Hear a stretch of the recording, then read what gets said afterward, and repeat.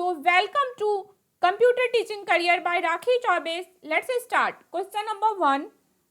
The aim of education should primarily be, ठीक है, education का जो मेन एम है, मेन फोकस है, वो क्या होना चाहिए? तो क्या होना चाहिए? चारों ऑप्शंस को पढ़िए एक बार. करेक्ट ऑप्शन जो है वो होगा to prepare the students to face the challenges of practical life. ठीक है, छात्रों को व्यवहारिक जीवन की चुनौतियों का सामना करने के लिए तैयार करना. ओके, एजुकेशन का मेन गोल जो है वो यही है. कहते हैं लोग कि पढ़ने से अच्छी नौकरी मिलेगी, अच्छी जॉब मिलेगी, है ना, ठीक है, वो सोसाइटी में रेस्पेक्ट मिलेगा, बट ओवरऑल यही है कि आपके लाइफ में जो चैलेंजेस आएंगे उनको आपको फेस करना है, ओवरकम करना है और उससे आगे बढ़ना है. तो so option is right here. Next question, continuous and comprehensive evaluation refers to. देखिए, इसको सीसीई भी कहते हैं. ये नया ऐड किया गया है सीबीएसई के द्वारा अभी कैरिकुलम में. सीसीई का मतलब ये है कि देखिए, कंटिन्यूअस एंड कॉम्प्रिहेंसिव इवैल्यूएशन, इसको कहते हैं सतत और व्यापक मूल्यांकन. ठीक है, इसका क्या मीनिंग है? तो इसका मीनिंग यही होता है कि a system of regular evaluation of student that covers all aspect of students development. ये एक ऐसा सिस्टम है जिसमें किसी स्टूडेंट का हम लोग क्या करते हैं, मूल्यांकन करते हैं. कंटिन्यूअस मतलब लगातार आपको उस स्टूडेंट का मूल्यांकन करना है. वो भी कब? जब वो स्टूडेंट क्लास में, स्कूल में प्रेजेंट है, तो उसके सारी जो गतिविधियां हैं, जितने भी उसके मूवमेंट्स हैं, उन हर एक अलग अलग लेवल पे उनको इवेल्युएट करना. Okay, so here option B is right. Next, people's belief about their capabilities to produce designated level of performance that exercise influence over events that affect their lives are known by the term. कोई मतलब मान लीजिए कुछ लोग हैं जो उनकी क्षमताओं के बारे में विश्वास करते हैं कि वो उस अपने जीवन में उस काम को कर पाएंगे या फिर नहीं कर पाएंगे. ठीक है, ये एक तरह से आप साइकोलॉजिकल बिहेवियर कह लीजिए. ठीक है, मेंटल जो हमारी स्थिति होती है, क्योंकि कई बार होता है कई चीज़ों को, मान लीजिए आपको कोई ये कह रहा है कि ठीक है तुम 1 किलोमीटर पैदल चलो, तो आपको उस टाइम पता होता है कि क्या आपकी एबिलिटी है, आप 1 किलोमीटर पैदल चल पाओगे या फिर आप नहीं चल पाओगे. तो ये ऐसे ही कोई बिहेवियर है जिसमें आप अपने आप को खुद को जज करते हो कि ये चीज़ के लिए आप कैपेबल हो और इस चीज़ के लिए आप कैपेबल नहीं हो. इस टर्म को क्या कहते हैं? Self efficacy. ओके, एक तरह से ये आपका जो माइंड है उसका लाइक खुद को जज करना, साइकोलॉजिकल बिहेवियर में ये काउंट आता है. इसको कहते हैं self efficacy. Option D is right.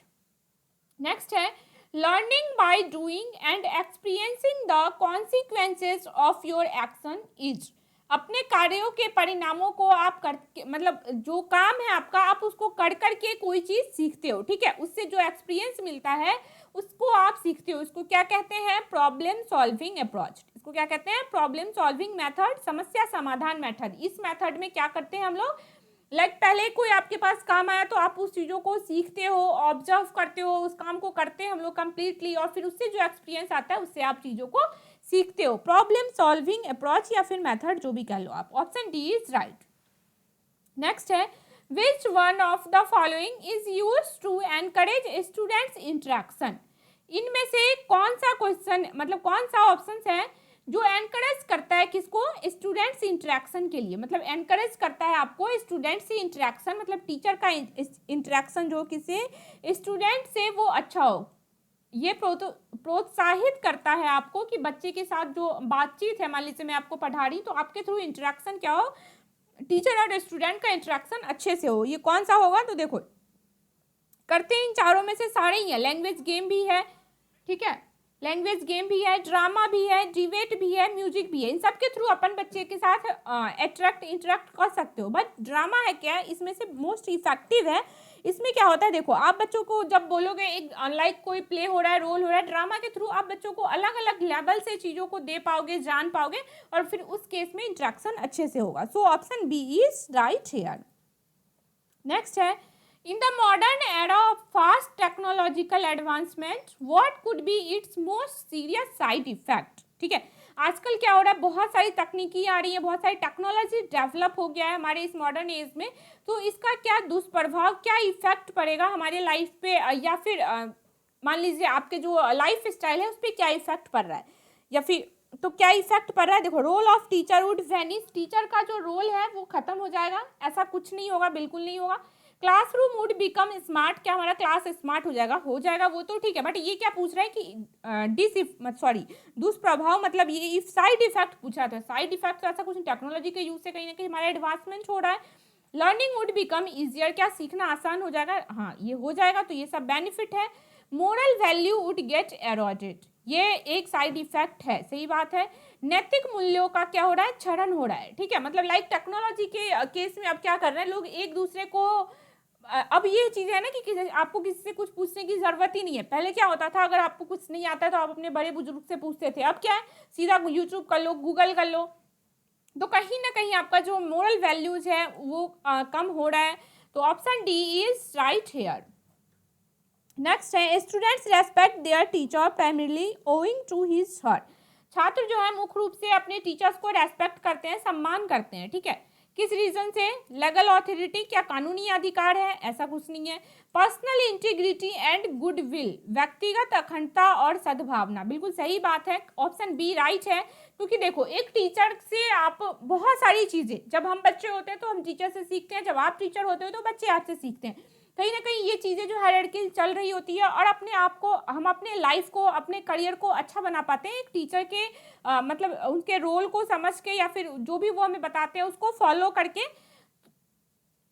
तो ये क्या है, एक इस वजह से हम लोग उनको रेस्पेक्ट देते हैं, उनकी अपनी एक गुडविल है, उसका अपना एक पर्सनल इंटीग्रिटी, तो option B is right here. Next है सेक्स एजुकेशन में be introduced at primary stage through, हम अपने शिक्षा में क्या कर सकते हैं, सेक्स एजुकेशन को इंक्लूड कर सकते हैं प्राइमरी स्टेज के थ्रू ही, तो कैसे इंक्लूड करें, कैसे बच्चों के सामने आपको चीज़ों को रिप्रेजेंट करना है, तो करेक्ट ऑप्शन है इसका क्या, एक सेपरेट सब्जेक्ट करना चाहिए आपको, नहीं बिल्कुल नहीं, अब ऐसा तो नहीं है कि हम लोग सिर्फ इससे रिलेटेड एक सब्जेक्ट बनाएंगे। नॉलेज अबाउट हाइजीन, सिर्फ हाइजीनिक बातें बता के ऐसा कुछ नहीं कि सिर्फ स्वच्छता के बारे में आप उसे बताओ और मतलब उससे सेक्स एजुकेशन का उनको नॉलेज हो जाए, तो बिल्कुल नहीं होगा। Integration with physical education, definitely ये एक सही तरीका है, आप क्या करो हमारे कैरिकुलम के अंदर हम लोग कुछ ऐसा डिजाइन करें ताकि बच्चों को क्या हो, जो हमारे बॉडी का फिजिकल नीड्स हैं, जो फिजिकल डेवलपमेंट प्रोसेस है, वो सारी चीजें उन बच्चों को उनके लैंग्वेज में समझाया जा सके, ठीक है, तो option C is right here. Next है which of the following method should be used for true evaluation of student, इनमें से कौन सा ऐसा इवेल्युएशन तरीका है जो बेस्ट है, जिससे आप बच्चों को इवेल्युएट कर पाओगे, इवेल्युएट मतलब आप उनका मूल्यांकन कर पाओगे सही तरीके से, छात्रों का सही तरीके से मूल्यांकन कर पाना, तो सबसे बेस्ट अभी बताया था जो सीबीएसई ने रिसेंटली लॉन्च किया, अभी इंक्लूड किया, क्या है सीसीई, इसको कंटिन्यूअस एंड कॉम्प्रिहेंसिव इवेल्युएशन कहते हैं, तो ऑप्शन बी क्या है, राइट है, सतत मूल्यांकन, ओके, इसके थ्रू क्या होता है, हम लोग बच्चे का ओवरऑल डेवलपमेंट कंटिन्यूअसली अलग अलग लेवल पे बच्चे जब प्रेजेंट है स्कूल में तो उन सबको चीज़ों को इवेल्युएट कर पाते हैं, so option B is right here. Next है studying a material at a stretch is known as, किसी भी चीज को, सामग्री को आप लगातार अध्ययन कर रहे हो, लगातार अध्ययन करने का मतलब है कि उस चीज को आप तब तक पढ़ रहे हो जब तक कि आपको वो चीजें पूरी क्लियर नहीं हो जाए, या फिर कुछ चीजें समझ जाए तो अच्छा ठीक है वो कहाँ से आया उसको समझा पहले, फिर उसमें और डीप गए कि ये कॉन्सेप्ट कहाँ से आया, तो बिल्कुल एक तरह से लाइक साइंटिस्ट की तरह उस पर रिसर्च करने बैठ गए, तो इसको क्या कहते हैं हम लोग, मास्क लर्निंग, ठीक है, बिल्कुल उस चीज़ को आपको जड़ से एक उसका जो इन्वेंट जहाँ से ओरिजिन है वहाँ से एक एक चीज़ आपको सीखना है, सामूहिक अधिगम कहते हैं इसको, ओके। नेक्स्ट है according to the national educational policy NEP 2020 teacher will be able to teach lessons in mother tongue और regional language up to grade, NEP 2020 के अंदर क्या कहा गया है कि आपको अपने मदर टंग में, मातृभाषा में या फिर क्षेत्रीय भाषा जो आपका लोकल लैंग्वेज है उसमें कितने क्लास तक आपको पढ़ाना कंपलसरी है, कंपलसरी लाइक फोर्स तो नहीं है बट ठीक है कंपलसरी रखा गया है कि आप इनमें से कोई लैंग्वेज के थ्रू पढ़ाओ बच्चों को, तो वो कौन सा है, ग्रेड 5 तक के बच्चों को, प्राइमरी बच्चों को, ग्रेड 5 तक के बच्चों को क्या करना है, मदर लैंग्वेज या फिर रीजनल लैंग्वेज है उनमें पढ़ाना है। नेक्स्ट है Which of the following is not a mode of computer assisted learning, इनमें से कौन सा तरीका है, कंप्यूटर सहायता प्राप्त शिक्षण का विधि नहीं है, सॉरी ये विधा लिखा गया, विधि नहीं है, तो देखो कंप्यूटर असिस्टेड लर्निंग ऐसा होता है कि कोई भी चीज़ें आप कंप्यूटर की हेल्प से जब सीख रहे होते हो तो उसमें वो सारी चीज़ें यूज होती है, उसकी हेल्प से आप करते हो, ठीक है। तो ट्यूटोरियल डेफिनेटली कंप्यूटर की हेल्प से ट्यूटोरियल क्रिएट कर सकते हैं, सीख सकते हैं। ड्रिल एंड प्रैक्टिस सेशन बिल्कुल नहीं हो सकता। देखो ड्रिल एंड प्रैक्टिस सेशन क्या होता है कि इसमें आप लाइक चीज़ों को डिटेल में समझना, लाइक पहले उस चीज़ों को करना है फिर समझना है, तो ये कंप्यूटर में नहीं होता है। मॉडलिंग भी कंप्यूटर में आएगा। Data interpretation and drawing conclusion ये भी कंप्यूटर का ही टर्म है। सो ऑप्शन बी यहाँ पे क्या है, राइट है, ये नहीं आएगा कंप्यूटर असिस्टेड लर्निंग में। नेक्स्ट है social mobility does not promote. Social mobility जो है वो किसको प्रमोट नहीं करता है, तो सोशल मोबिलिटी को पहले समझ लो एक बार क्या होता है। सामाजिक गतिशीलता जो है ये गतिशीलता किसको बढ़ावा नहीं देता है, तो पहले एक बार सामाजिक गतिशीलता को समझ लो। ये क्या है कि लाइक एक प्रमोशनल एक्टिविटी है, ठीक है। वो प्रमोशनल एक्टिविटी कैसे है कि आप एक पोस्ट से दूसरे पोस्ट पे जा रहे हो, हायरार्किकली आप बढ़ रहे हो उस पोस्ट पे, बट उसका कोई नेगेटिव इफेक्ट नहीं लाना है आपको। इसका ऑप्शंस देखो एक बार। Higher position to deserving person, definitely जो पर्सन डिजर्विंग है उसको आप हायर पोस्ट दे रहे हो, तो सही बात है। वेलफेयर एंड हैप्पीनेस, एक सोसाइटी में एक अलग लेवल होता है जहाँ पे आपको मतलब आपकी पोस्ट जब इंक्रीज होती है तो। नेक्स्ट है प्राइड एंड स्नॉबरी, देखो ये नेगेटिव सेंस में डेफिनेटली ये एक तरह से आपको जब हायर पोजीशन दे रहा है डिजर्विंग कैंडिडेट को, वो क्या कर रहा है लाइक आपके पोस्ट को इंक्रीज कर रहा है, तो रेस्पेक्ट भी बढ़ेगा।